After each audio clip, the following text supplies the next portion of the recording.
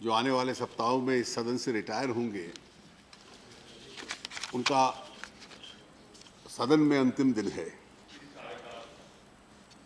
उनमें से बहुत ऐसे हैं और कई वरिष्ठ लोग हैं, 6 मंत्री भी हैं, और स्वाभाविक है जो प्रमुख लोग होते हैं, जैसे शरद जी ने कहा, वो किसी ना किसी सदन में वापस आ ही जाते हैं, क्योंकि राजनीतिक जीवन में रिटायरमेंट की प्रक्रिया तो नहीं होती, केवल सदस्यता से रिटायर होते हैं। और इसलिए जो नहीं आ पाएंगे वो राजनीतिक क्षेत्र में, सामाजिक क्षेत्र में काम करते रहेंगे और किसी न किसी प्रकार से पूरा योगदान देते रहेंगे। इस कार्यकाल में कुछ लोग 6 वर्ष के लिए रहे, कई बहुत अधिक वर्ष के लिए रहे। बहुत ऐसे हैं जो हम लोगों के पुराने साथी हैं। शायद बहुत कम लोगों को मालूम होगा कि आज से जब मैं स्कूल में पढ़ता था तो एक ही क्लास में पवन वर्मा और मैं साथ साथ बैठा करते थे। तो एक बहुत पुराना रिश्ता हम लोगों का है। त्यागी जी भी शायद 40-45 वर्षों से हम लोगों के मित्र हैं, आंदोलन में इकट्ठे रहे, और इनका कार्यकाल तो बहुत छोटा रहा लेकिन प्रभावी रहा। ये आए थे हमारे साथी बनकर, जा रहे हैं हमारे विरोधी बनके।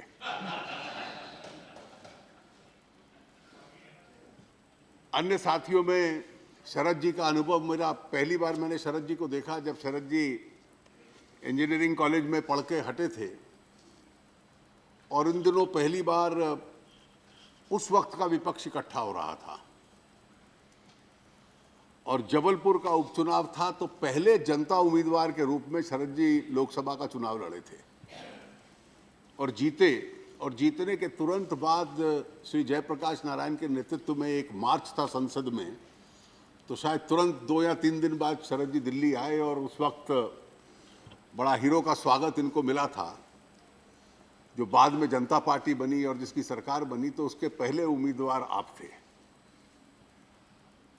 कई ऐसे मित्र जिनसे संसद के दौरान हम लोगों का परिचय हुआ, और जयराम का और मेरा प्रेम बहुत पुराना है। उसका सबसे बड़ा उदाहरण यह है कि इस सत्र में भी जब बाहर चर्चा होती रही कि डिस्टर्बेंस है, बजट सेशन के पहले भाग और दूसरे भाग में हम लोगों ने 24 कानून पारित किए हैं, और उनमें से कई कानून तो ऐसे हैं जो बहुत महत्व रखते हैं पूरे देश के लिए। क्योंकि जब हम लोग काम करते हैं तो काम करते करते संघर्ष भी राजनीति में होता है, लेकिन देश का हित भी सामने आता है।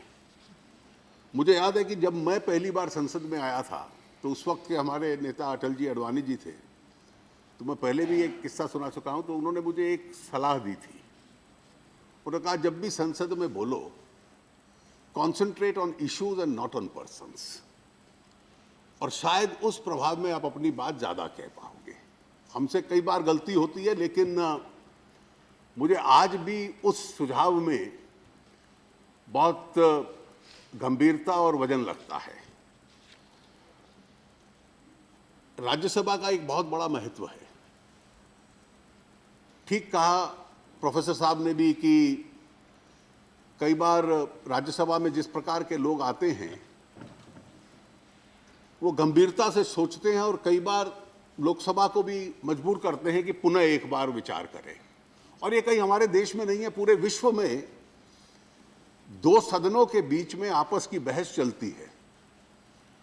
ऑस्ट्रेलिया में जो डबल डिसोल्यूशन दोनों हाउसेस का हुआ है, जिसका उनका चुनाव है 2 जुलाई को, उसके पीछे दोनों हाउसेस की टकरार है कि एक कानून एक ने बनाया, दूसरे ने पारित करने से इनकार कर दिया। इंग्लैंड में ये 1885 से बहस चल रही है। इटली में आज भी ये बहस चल रही है, और वो एक हल इंग्लैंड के पैटर्न पर ढूंढ रहे हैं कि दोनों का कंसिलिएशन कैसे हो। और मुझे लगता है कि राजनीति की ये मैच्योरिटी है कि वो अपने आप इसमें से एक हल ढूंढेगी। अंतिम विषय मुझे ये कहना है जो प्रोफेसर साहब ने उठाया,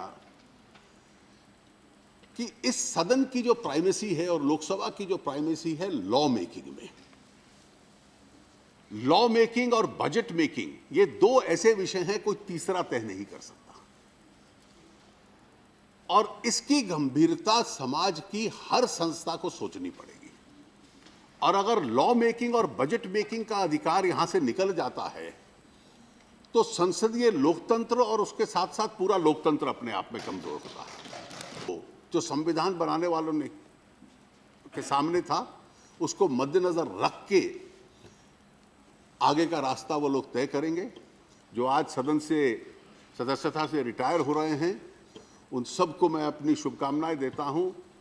उनकी लंबी आयु, अच्छे स्वास्थ्य की प्रार्थना करता हूं कि अपने राजनीतिक दलों की और देश की वो किसी न किसी कैपेसिटी में आगे सेवा कर